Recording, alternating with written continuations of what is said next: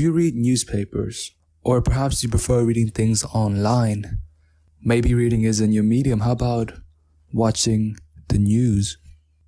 Because all of us, at one point or another, has consumed media, and media is an important part of our life and our society. How else am I going to check sport results from the other side of the world, or see if it will rain tomorrow? But what happens when media becomes a tool used to manipulate, a tool used to plant thoughts into our heads? Today we will look at one such instance. In 1949, a CIA director by the name of Frank Wisner was given a task. He was given a task to start an organization responsible for the manipulation of media and direct action in America and countries around the world. This operation would be known as Mockingbird. The justification for all of this was to fight against the spread of communism, but surely there was a better way to do this. The CIA would go on to hire many top journalists working for big American publications to further their cause. But they did not stop there. They would also go on to bankroll students and foreign public, anything to stop the threat that is communism. They would even go as far they would film. While we could argue the ethics of Operation Mockingbird, we cannot argue its effectiveness because, like it or not, Mockingbird was effective. The CIA was able to implement a mass media manipulation system, allowing them to control a good portion of public perception. They had the ability to release media that fit their narrative while censoring those they did not like, as long as it was under a company under their control. Companies such as CBS, Time magazines, New York Times, New York Herald Tribune, New York Post, The Washington Post, Louisville Courier Journal, and Copley News Services. Another aspect of Mockingbird was the hunt for communist sympathizer in the press and in the film industry. Investigation would be carried out looking just for a sniff of leftist ideas. In one instance, an investigation was carried out into the Hollywood film industry. This resulted in 11 offenders, 10 of which immediately sent to jail for a short period of time and blacklisted. This type of experience was not uncommon for those involved in the media and associated with the left. An American actor who goes by the name Lee J. Cobb described the experience. The blacklist is just the opening gambit, being deprived of work. Your passport is confiscated, that's minor, but not being able to move without being tailed is something else. I was pretty much worn down. I had no money I couldn't borrow. I had the expenses of taking care of the children. Why am I subjecting my loved ones to this? He later succumbed to the pressure and began cooperating with the CIA. While Mockingbird was able to operate secretly for some time, they could not stay in the shadow forever. In 1964, David Weiss and Thomas B. Ross would publish The Invisible Government, a book going into detail about the CIA's covert activities and how the CIA operates.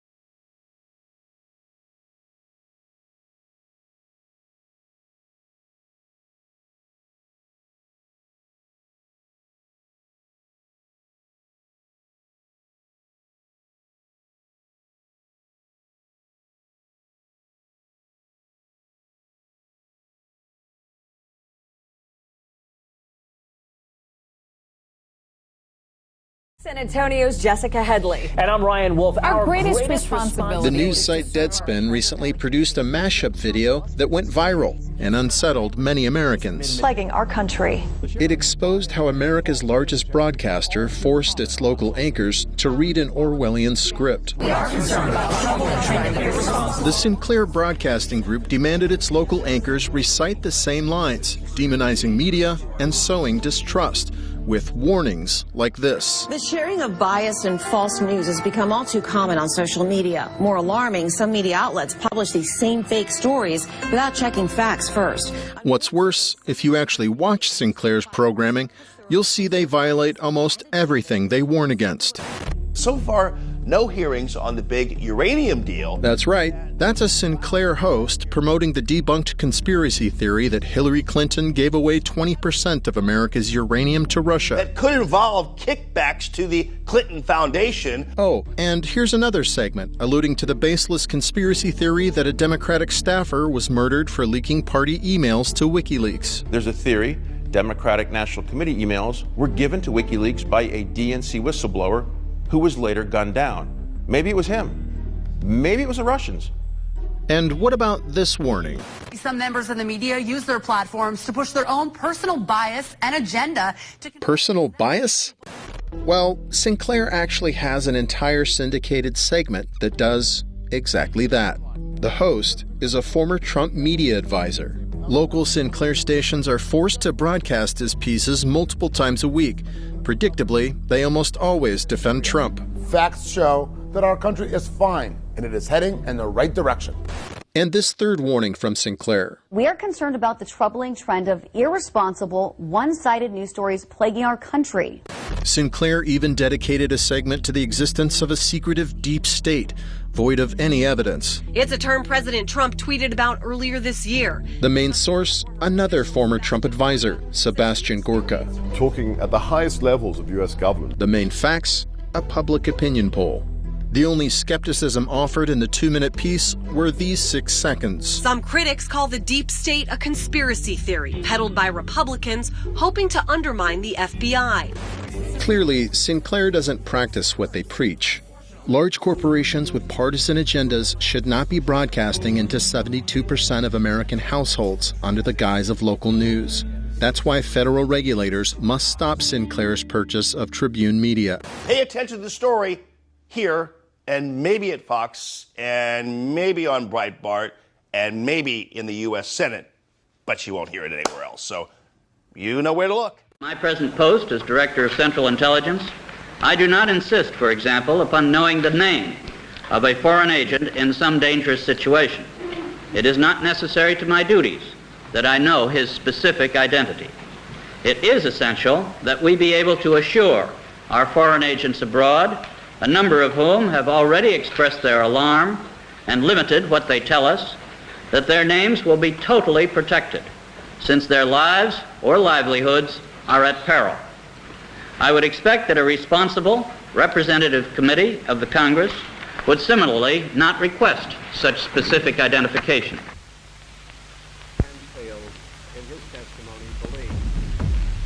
In truth, our misdeeds were few and far between, as the final Rockefeller Commission report reveals.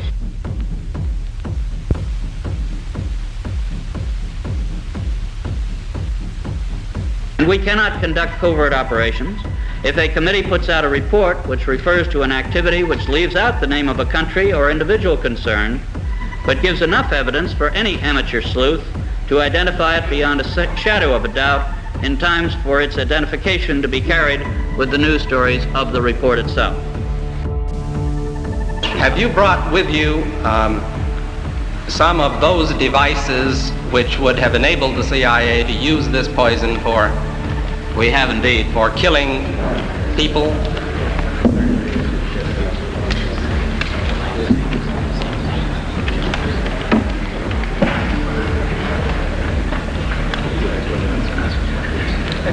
Don't point it at me. I wonder if you roll it over. Roll it over.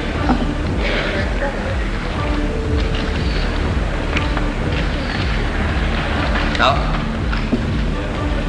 does this Does this pistol fire the dart? Yes, it does, Mr. Chairman. The round thing at the top is obviously the sight. The rest of it is what is practically a normal 45, although it's special. However, it works by electricity. There's a battery in the handle, and it fires a small dart.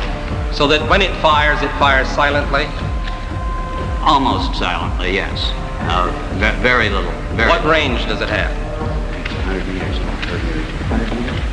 100 meters, I believe, about 100 yards, 100 meters. About 100 meters range. Right. And the dart itself, when it strikes the target, does the target know that he's been hit and about to die? That depends, Mr. Chairman, on the particular dart used. There are different kinds of these flechettes that were used in various weapon systems, and a special one was developed which potentially would be able to enter the target without perception.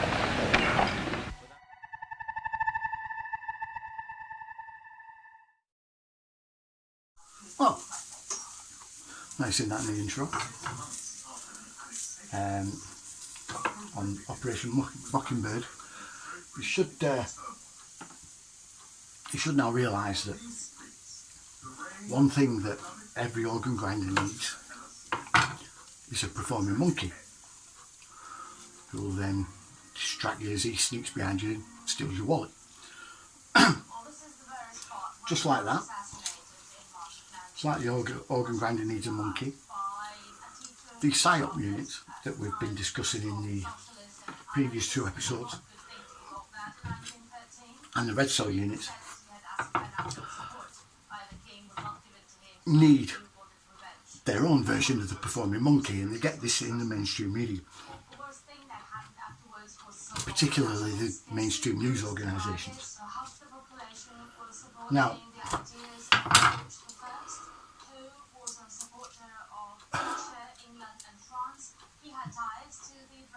psychological warfare units and media organisations, news organisations, even TV companies have had a symbiotic, almost synergistic relationship since they were born. Entertainment, right, has always been some form of propaganda or other. It's always been like that. It's always there to deliver a message, usually favourable to the regime whose nation is doing the propaganda.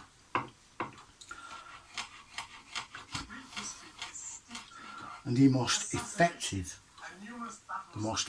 propaganda, obviously, is the type of propaganda that you don't even realise is propaganda when you're watching it, or reading it, or listening to it. Now,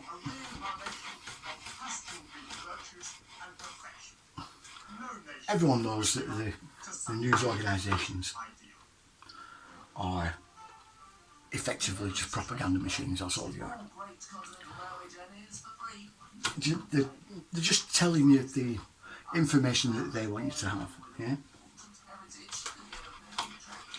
So news organisations are quite easy to target. They're also the most blatant, the most obvious. As long as you know what you're looking for, obviously.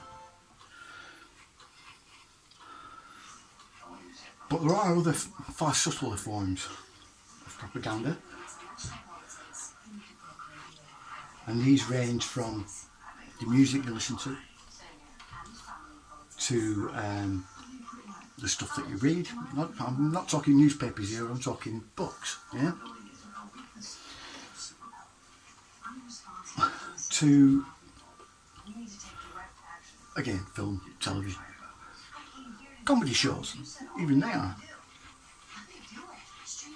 There's quite a lot of comedians that are CIA agents, quite a lot of entertainers that are CIA agents. There was a guy, called Ralph Barrett, who was the front man of a show in the US called The Gong Show. And was it Chuck Barris? No, Chuck Barris, sorry, not Ralph Barrett. Anyway, in his memoir, right, he basically fronted The Gong Show, like I said, in the 70s in the US. He was a very famous guy. He was also a CIA assassin. I'm not joking. He was a CIA assassin. See, one thing with entertainers is they're very good at being able to get close to a target. No one really expects someone who's there to entertain them is going to also kill them. But if they'd learnt the medieval history, they would have realised that. So that was another job of the jester. He was the only person that could take the piss out of the king and get away with it. Everyone thinks that the fool or the jester was a very sort of low down position in the royal court. No, it was anything but. Along with the royal arse wiper, right? That's a real job, real position, yeah? The jester was likely the ruler's closest advisor and most used advisor, because the fool would know everything, be able to find out all sorts from a visiting dignitary's entourage, say, then convey it during a banquet at the end for the entertainment. All the stories you hear about jesters being killed, loads, is bullshit. They were very rarely killed. And if they were killed, if you killed a king's jester, God help you. So everyone had to sit there and take it, even the visiting dignitaries. But anyway, I'm getting sidetracked. Yeah. So yeah, Chuck Barris. Or is it Ralph? Chuck or Ralph, it's one of them, I can't remember his name properly. There was a film with John Cusack in it that, I think it was George Clooney that directed it.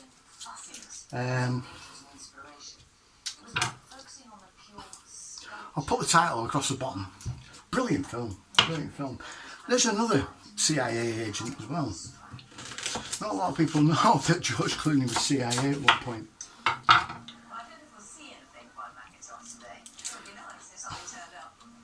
But Hollywood's full of them, and your films and TV shows that are recorded, especially in Hollywood these days, and if they're on espionage in any sort of sense, or military in any sort of sense, they'll have a great deal of CIA input. The same goes for anywhere, any nation, but particularly the US and the UK. Five Eyes nations, really. I think it was during one of my party political rants, it might have been the Mind Diary episode, I showed you just one of the techniques that the mainstream media uses to influence how you think. And I used a clip of GB News actually using this technique, which is visual equivalency, which basically means you take film footage of someone you want to make look bad, yeah, and you play a voiceover over the top maybe, or something someone's saying about someone else who is really bad, and through certain insertions of pauses and other things, you can actually switch someone's sort of attention from knowing that what this person is talking about isn't anything to do with the actual visuals that are on screen to look like you want to sound like a bad guy, yeah? When in reality, you aren't a bad guy, yeah? If you get what I mean.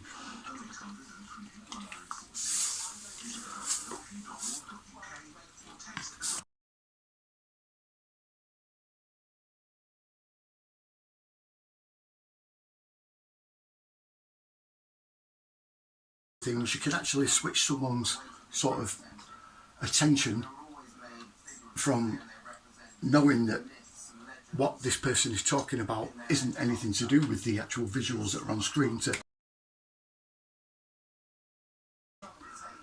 instantly putting them both together.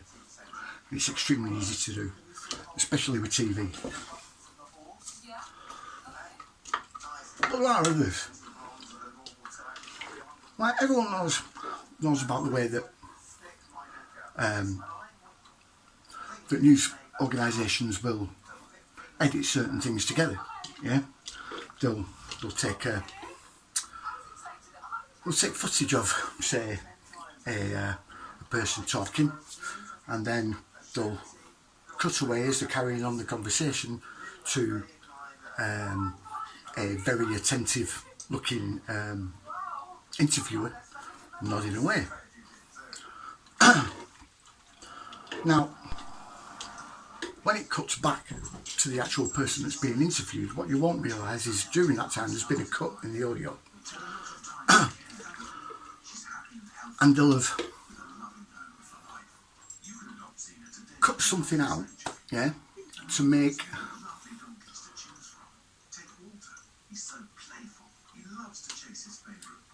you maybe want to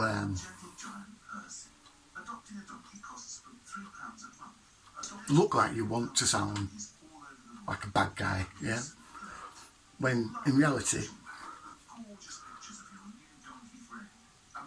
you aren't a bad guy, yeah, if you get what I mean.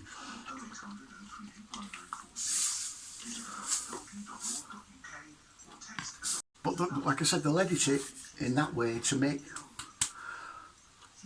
it look like that was the main focus of what I was talking about, yeah. Anything to make it look bad. But they'll also take clips out of context, yeah. They'll deliberately start them in the middle of a sentence, yeah. So it removes the actual beginning sort of lead up of what the statement that they're making, and then deliberately cut it at the end to cut out the end part of the remarks or the conclusion, yeah, of the statement that's being made. Now, it's not just the MSM that do this, it's also the truth movement in a way that also does this as well. I mean, obviously, some of those clips that are done in that way are inserted into our sphere to discredit us. Yeah, because a lot of people, they see someone saying something,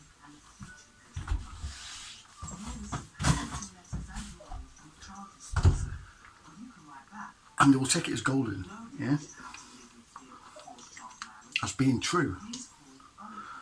But if you know what to look for, yeah, like little jump cuts, the way someone they'll be slightly, they'll suddenly jump in position, yeah, they won't move smoothly, yeah. That's one way you can tell when someone's been edited, yeah, during the clips, and I see these loads all over the place, yeah. People do it for the anti-Semitic stuff a lot. They'll take rabbis, sort of stuff that certain rabbis say, or statement when they're quoting statements from passages from the Torah, the Talmud, and they'll edit them in such a way that it makes them look horrendous when in actual fact they didn't even say what they were saying, or it is something that's in there but it's the way they've edited it, it takes it out of context. I mean, you could do the same with the Bible, you could do the same with the Quran, yeah. If you don't have that opening part, yeah, that lead up before the statement is made, and then that conclusion after, it completely totally changes the actual meaning of whatever is being said.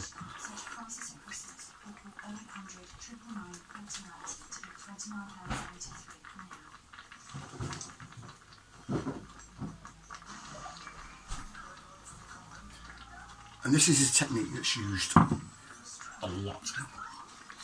And like I said, not just by the mainstream media, but by us as well, unfortunately.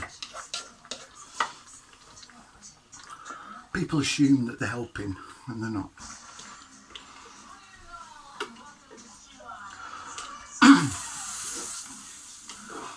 So, this brings us to propaganda in general. Not a lot of people know there's 3 types of propaganda. There's white propaganda, grey propaganda and black propaganda. Yeah? And Edward Bernays came up with all 3. And like I said last time, Joseph Goebbels and Stalin pretty much perfected them. That's Bernays' own words, not mine. Like I also said last time, Edward Bernays kind of created advertising, modern advertising techniques and PR techniques. In fact, PR and spin were his inventions. Like I said, Goebbels mastered them. As did Stalin. White propaganda is something that is true but is given in a flowery way. Yeah? So it's nice and airy, and it's meant to make you feel good about something, maybe a little too good about a certain product or a certain person or a certain movement, or you know, that kind of thing. That's white propaganda, and that's used a lot. You know, feel good stuff. You know, you feel good films and stuff like that. They're meant to give you that sort of that good feeling, that happy feeling. That's what they're designed to do. And they're usually associated with presidential campaigns is one of them. Yeah, when they're trying to elevate the candidates to more than they actually are, making them look like Christ when in actual fact they're a twat. Yeah? And a massive one at that. You get grey propaganda. Now,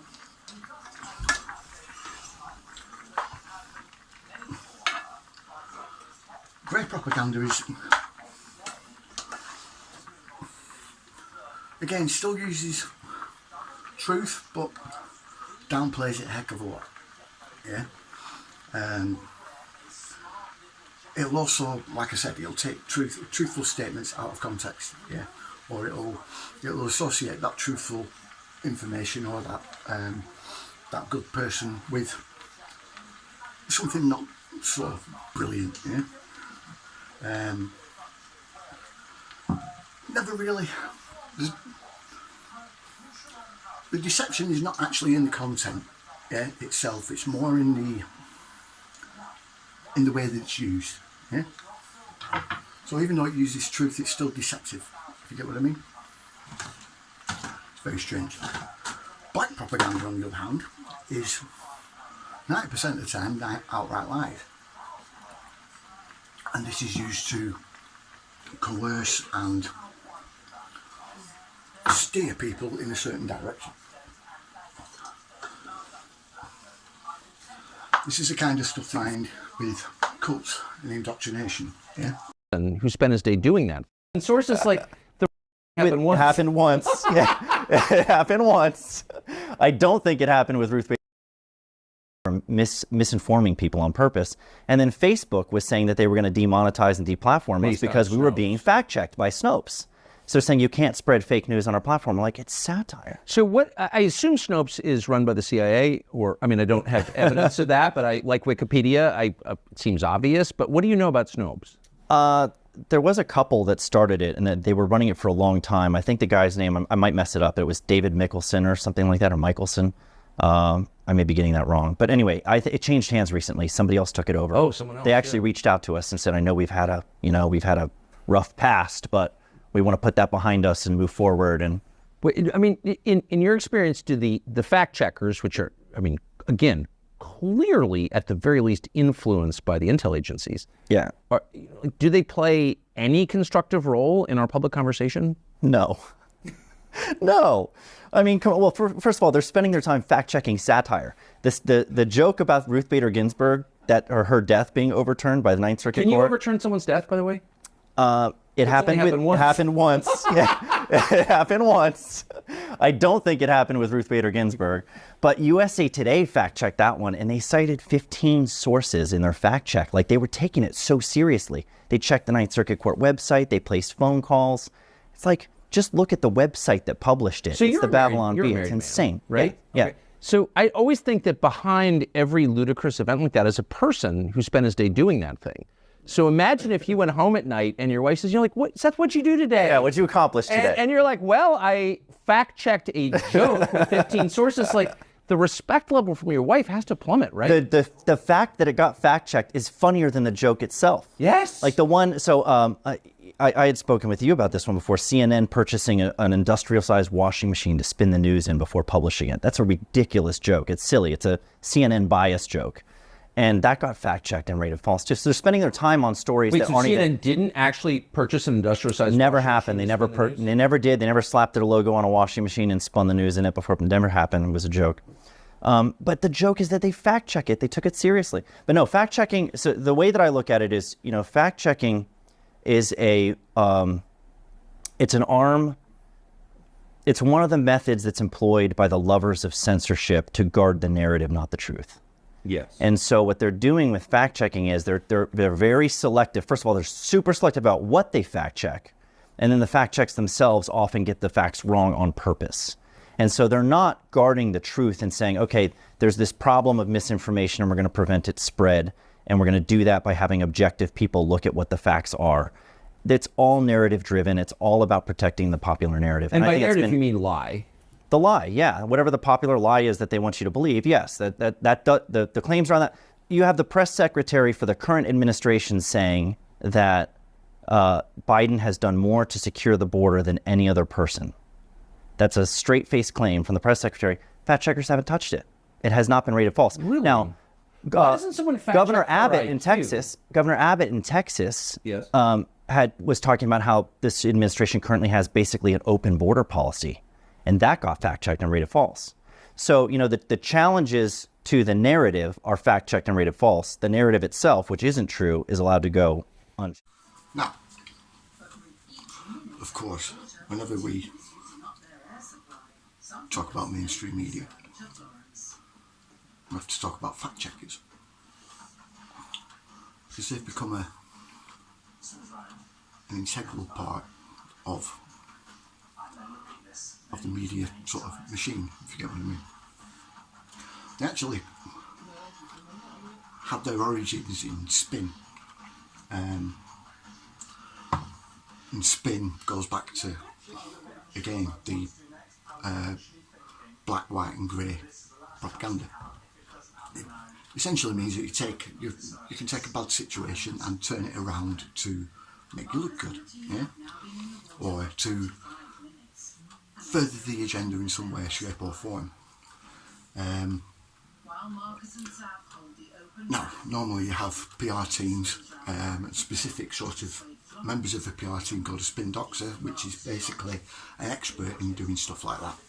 I think making the narrative surrounding certain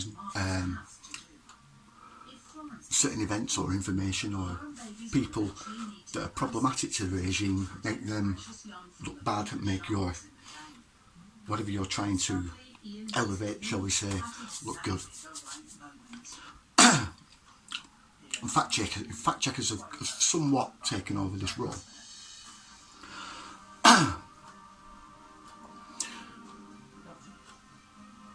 There are no independent fact checkers, let's just get this straight, right? The ones on Facebook are in-house and paid by Facebook. So Facebook is basically fact checking itself. Essentially what fact checkers meant to do are look through something and check those facts against you know, the facts from another source. They're meant to check sources, yeah? Those sources are meant to be independent from the narrative that is being expressed in an article or in a video or in a news story. They're meant to use third parties, right?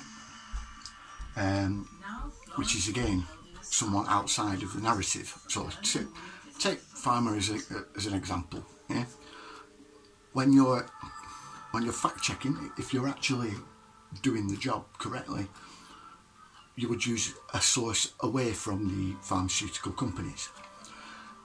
That's not what happens though.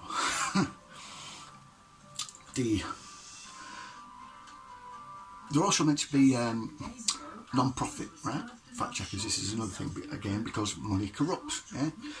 But they get donors, and these donors range from Open Society, Bill and Gates Foundation, Gavi, which is also Bill Gates, the Google News Initiative, yeah? Which is, again, Google,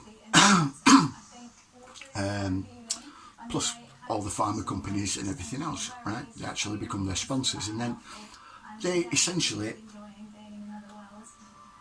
direct whatever that fact-checking organisation can say and do, yeah? So they will use people with very particular interests. So this then causes a problem. You see, they try and keep these donors secret. Even though they publish them online, no one really thinks about going to check them.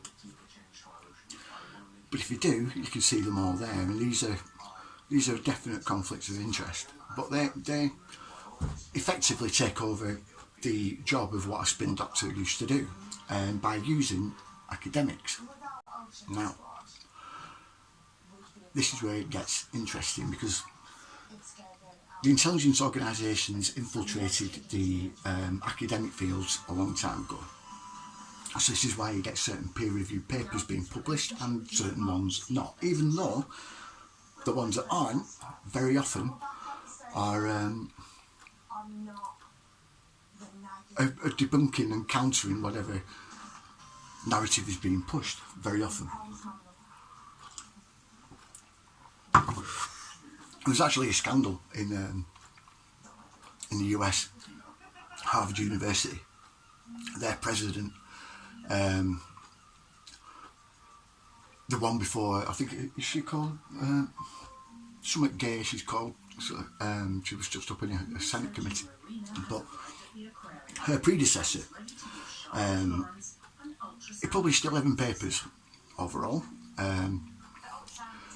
And out of those 11 papers, this was before he was Harvard's president, out of those 11 papers, 8 of them were fabricated, wrong. The results weren't correct, or they were plagiarised from someone else. In fact,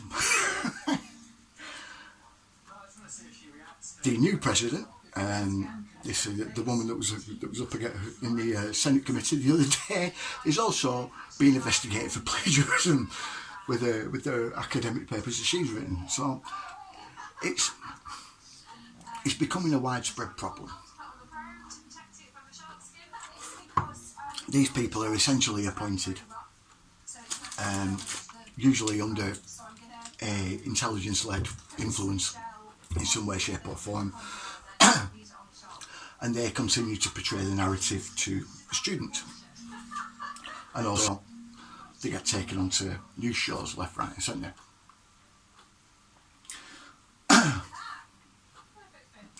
It's a very, when you actually look into the mainstream media side of things, it is a very multi-layered sort of problem. Most of it is revolving around the actual funding that these news organisations get. They have very big donors. Even the BBC. The BBC is paid for by the licence fee payer in the UK. They also have the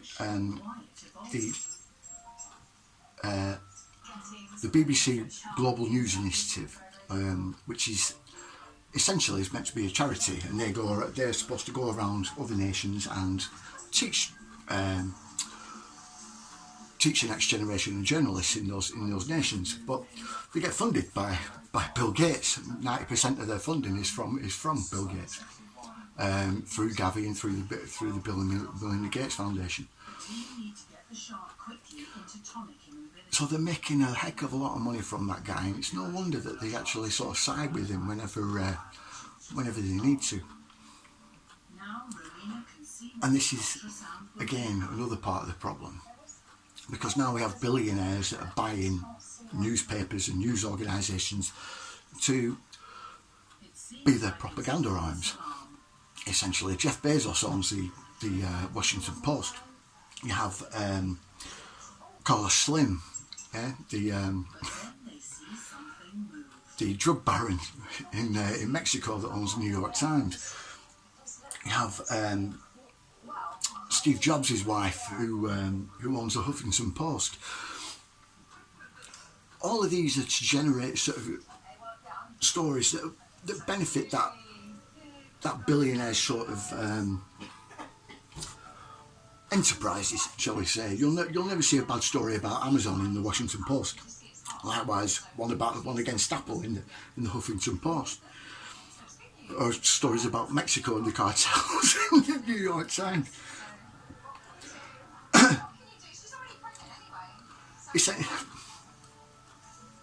These days, reporters, all they are just activists. That's it. No one really does any sort of real journalism anymore. There's no investigative pieces. Nothing like the Pentagon Papers, from during the Vietnam War, or the journalism that of Julian Assange with WikiLeaks. It's all activism. It's all activism. And it's a crying shame. Journalism is now a very, very much dying art form on mainstream media. Not so much on social media, but we'll touch on that next time. Anyway, I thought I'd insert this bit because I missed it out during editing. Proxies. This is something else that are used religiously.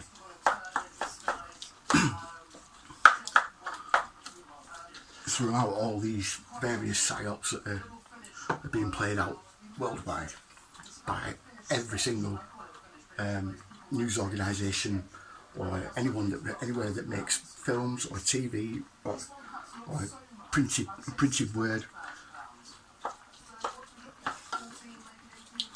The vast majority of it is geared towards creating and maintaining narratives through, like I said, proxies, which could be people, they could be organisations, even nations, to further the agenda. When those narratives start failing, which is what's been happening quite a lot lately, you get organisations like the Royal Institute in the UK, Bellingcat also in the UK, the BBC Global News Fund, which is also in the UK, but is worldwide, Google News Fund, which is obviously US, Trusted News Initiative, which is a collaboration of UK and US news organisations that are working in tandem with outfits like MI6 and the CIA, NSA, and also funded by them. You're starting to notice a pattern here. Yeah? With Royal Institute especially, we'll have to touch on them in the next episode, because that sort of bleeds into mainstream media. not mainstream media, bleeds into social media, should I say, the big tech companies, as does Bellingcat and everything else. There's a reason why they want to shut down all these social media platforms, or at least get them more regulated and more controlled. And this is because the narratives are failing big time, or they were.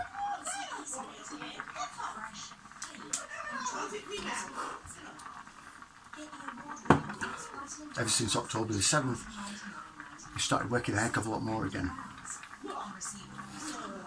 Damn sight more effective. But we'll get into that in the next episode. Anyway, I think that'll do for now in the MSM. Hopefully that's sort of begun to tie things together. Yeah? In order for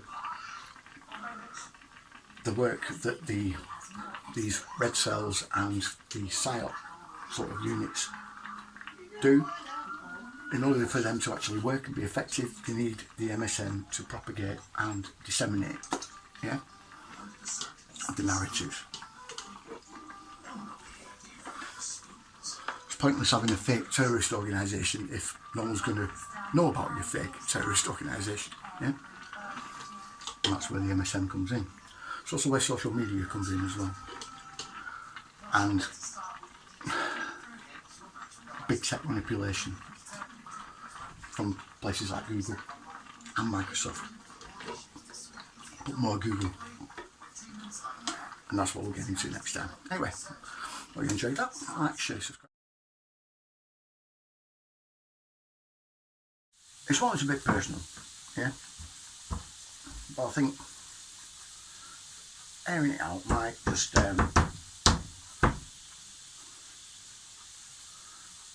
might help other people who might be going through the same thing.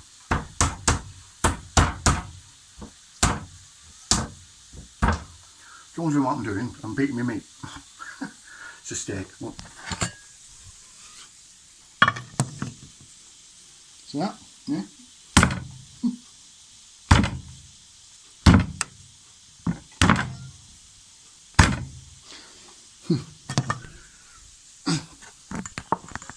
Best way to tenderise your steak, 1-inch punch it.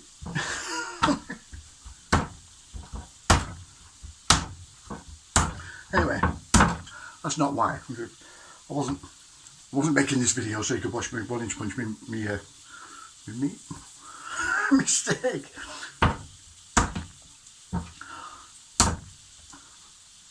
This is it.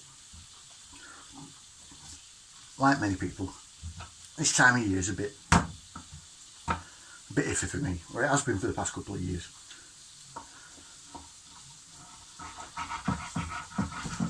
And it's going to be even more so this year.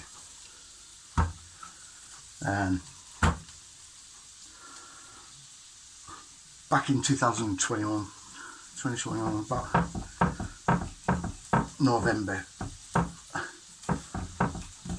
I lost someone very, very close to me. It was one of my mentors. So not being able to see him over Christmas now is a bit iffy, yeah. It's the time when I miss him most.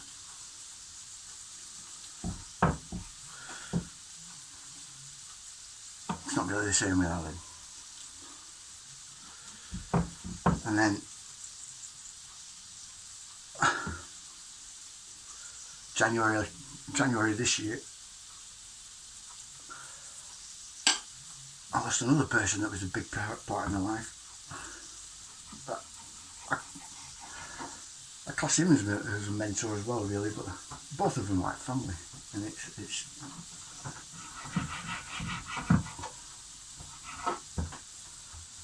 it's tough not seeing him, yeah.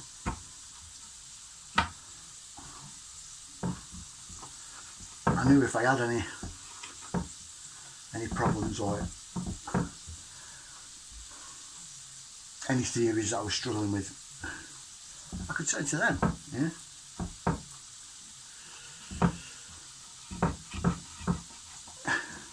And they'd either give me a slap around the head and say, what the fuck are you doing? Stop worrying about shit like that and worry about something else. Or they'd give me something to get me thinking. So I could find the answer myself. Well, in preparation for this. Them not being here. Anyway. So yeah, Christmas was already going to be tough. And then I lost my brother in June.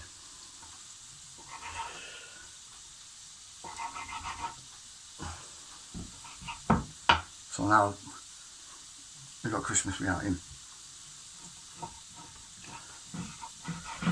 Thankfully, none of it was vax related. None of them were stupid enough to have that.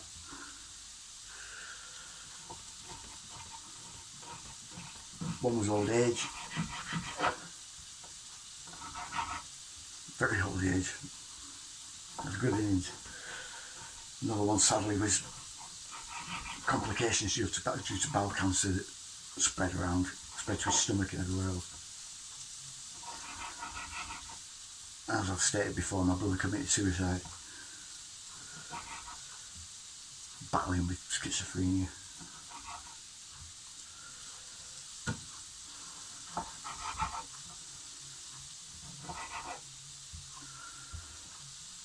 You know it's going to be hard without him.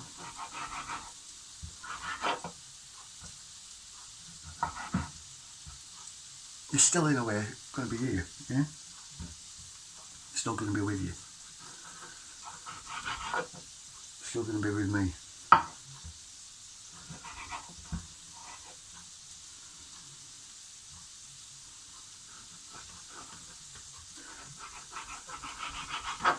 Christmas isn't just about revelry and getting pissed. Although that is a big part of it.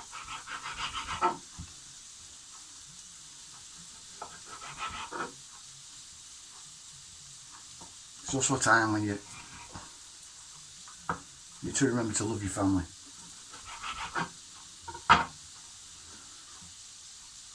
Those still here and not.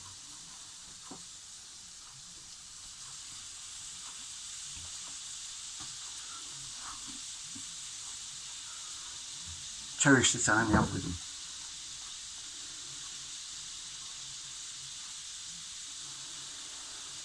And even though they're not here physically, they're still there in spirit. It's not a time to be sad. It's not a time to remember bad times, it's a time to remember good times. Keep you. No.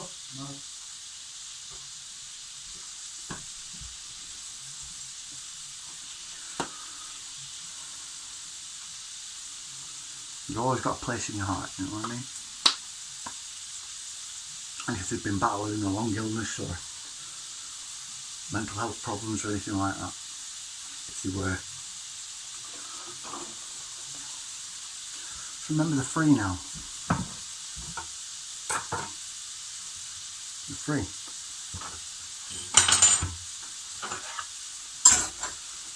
More than likely, a damn sight happier.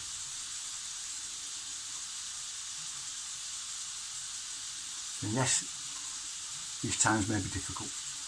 I know they are going to be for me.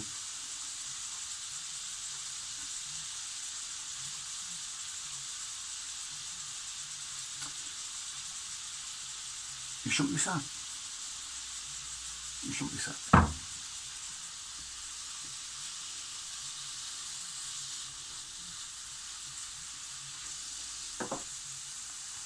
Don't let the loss of them get to you, because that's not what you would have wanted.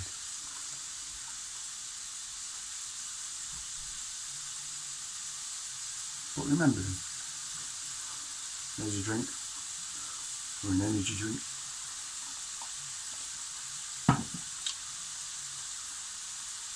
Wish them Merry Christmas. Set off a rocket. Just something to remember them. Make them feel wanted.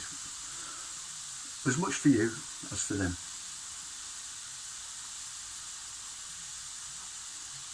and cherish your family. Anyway, if I don't see you beforehand, I dare say you probably will. Something will come up and I'll have to start talking about it anyway. But like I said, this time of year is a bit sort of iffy for me.